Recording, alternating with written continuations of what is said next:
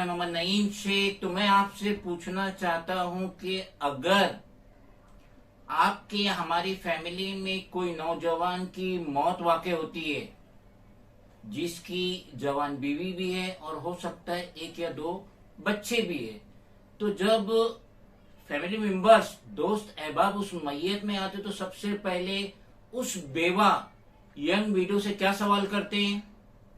क्या सवाल करते हैं?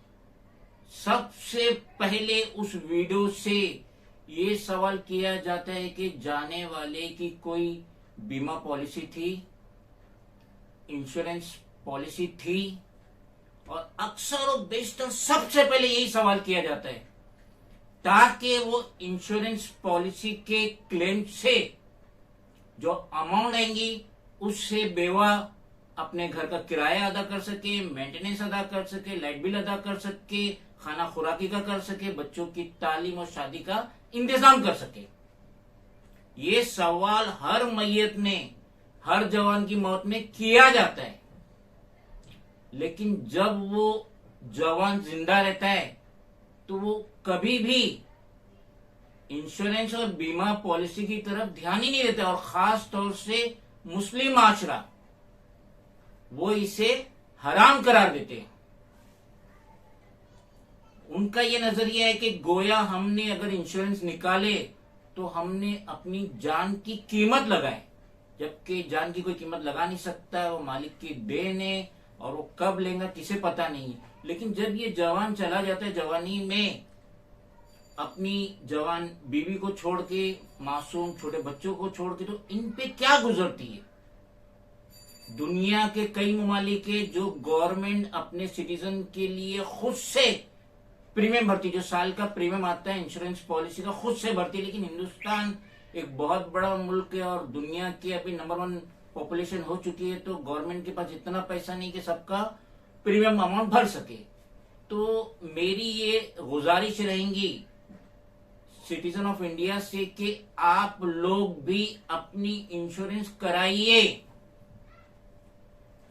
अगर अभी इस वक्त हमारे स्टूडियो में बैठे अगर कोई बम फट जाता है या छत गिर जाती है या कोई हादसा रोनुमा होता है, और जैसे कि हम लोग बैठे हुए, तो अब अगर ऐसे में मौत वाकई होती है, अब उसमें सुन्नी भी हो सकता है, अहले हदीस भी हो सकता है, तबलीगी भी हो सकता है, गोरी भी हो सकता है, शिया भी हो सकता है। तो ऐसे में अगर ये हादसा रोनुमा होता है, चाहे ट्रेन में हादसा रोनुमा होता है, रिक्शा में होता है, टैक्सी में होता है, प्लेन में होता है, तो सबसे पहले क्लेम किया जाता है कि भाई हम तो जा रहे थे रिक्शा में, एक्सीडेंट हो गया तो हमें क्लेम दो।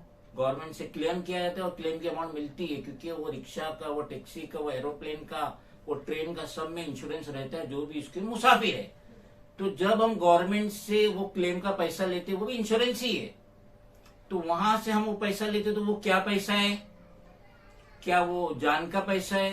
तो अब लोग कहते हैं कि नहीं, वो तो गवर्नमेंट की जिम्मेदारी है कि वो सिटीजन का ख्याल रखे। तो गवर्नमेंट, अभी जैसे कि हमारे हिंदुस्तान की 140 करोड़ की अनकरीब पॉपुलेशन है, तो क्या 140 करोड़ का गवर्नमेंट के पास इतनी फौज है, इतनी पुलिस है, इतने ऑफिसर्स है कि सबके एकदम ध्यान रखा जाए? और हादसा रोनुमा होता है तो सब लोग पैसा लेने के लिए तैयार बैठे रहते कि दीजिए हमें इंश्योरेंस का पैसा। तो जब गवर्नमेंट से जो इंश्योरेंस का पैसा ले रहे हो तो वो हलाल हो जाता है, वो खाते। तो यहाँ पे अगर जीते जी अपना इंश्योरेंस निकाल लेंगे तो इसमें क्या बुराई है?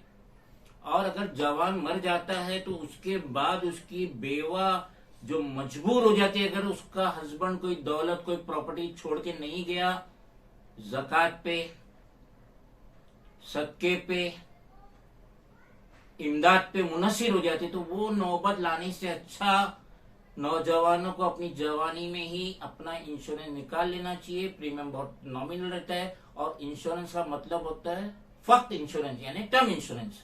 उसमें कोई मिलावट नहीं रही कि मनी बैक के 5 साल में रिटर्न आएगा, कि यूली पे बेनिफिट मिलेगा, कुछ नहीं। Insurance means insurance. जिस तरीके से आपकी कार का, स्कूटर का, बाइक का इंश्योरेंस होता है, जो साल में आप भरते हैं, गवर्नमेंट का कंपलसरी है, अगर नहीं रहेगा इंश्योरेंस पॉलिसी तो उस पर फाइन मारा जाता है। जो हम इंश्योरेंस भरते हैं और उसमें अगर कोई हादसा रोनुमा होता है तो गवर्नमेंट की तरफ से उसका क्लेम अमाउंट आता है, या बहुत सारी कंपनीज है, प्राइवेट कंपनी है, गवर्नमेंट की कंपनी है, उसका क्लेम अमाउंट देती है। तो जब वो पतरी की गाड़ी और 2 व्हीलर 4 व्हीलर का इंश्योरेंस कराए तो अपनी जान का इंश्योरेंस क्यों नहीं करा रहे।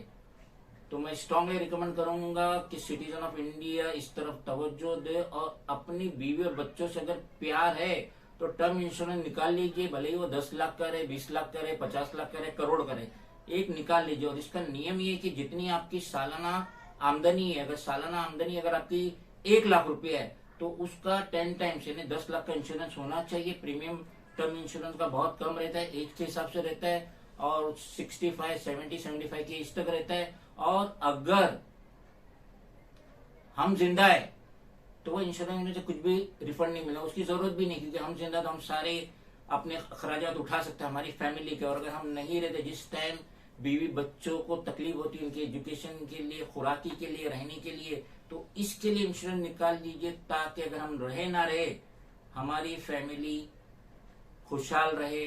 भले ही हमारी गैर मौजूदगी रहेंगी, हम नहीं रहेंगे उनके साथ, लेकिन वो किसी के सामने हाथ फैलाने पे मजबूर नहीं होंगे। तो गौर कीजिए और टर्म इंश्योरेंस यकीनन निकालिए ताकि अपनी फैमिली को प्रोटेक्ट किया जाए।